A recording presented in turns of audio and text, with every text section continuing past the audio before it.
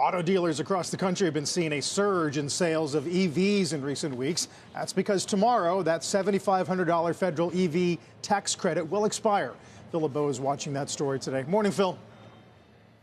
A busy weekend for the dealers if they were selling electric vehicles. In fact, I checked in with one on Saturday.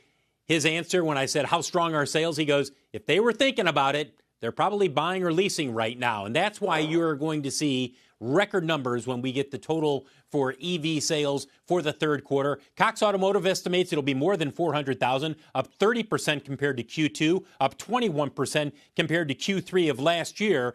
And for the EV sellers, the leaders within the market here in the U.S., yes, we are still in a Tesla world in the U.S. It still dominates sales. The question becomes, how much did this expiration fuel greater sales for Tesla? We'll find out in a few days when they report their quarterly deliveries, as well as when we get the numbers for here in the U.S. from the industry sources. But that's the expectation, is that Tesla will remain the leader. Does it fall below 40%? We'll see. As for the established automakers, or the legacy automakers, if you will, whether it's GM or Ford, keep in mind that the bulk of their sales remain internal combustion engine vehicles, although it's going to be down to about 71% of the total sales. That would be a record low in terms of ICE models being sold for a quarter. Shares of GM, Toyota, Rivian, and Tesla.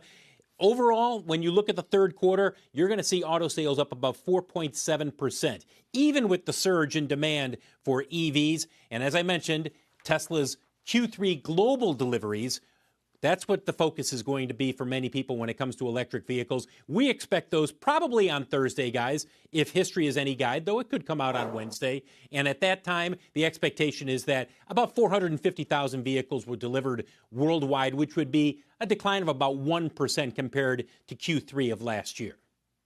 Okay, Phil. Thank you very much. Phil LeBeau.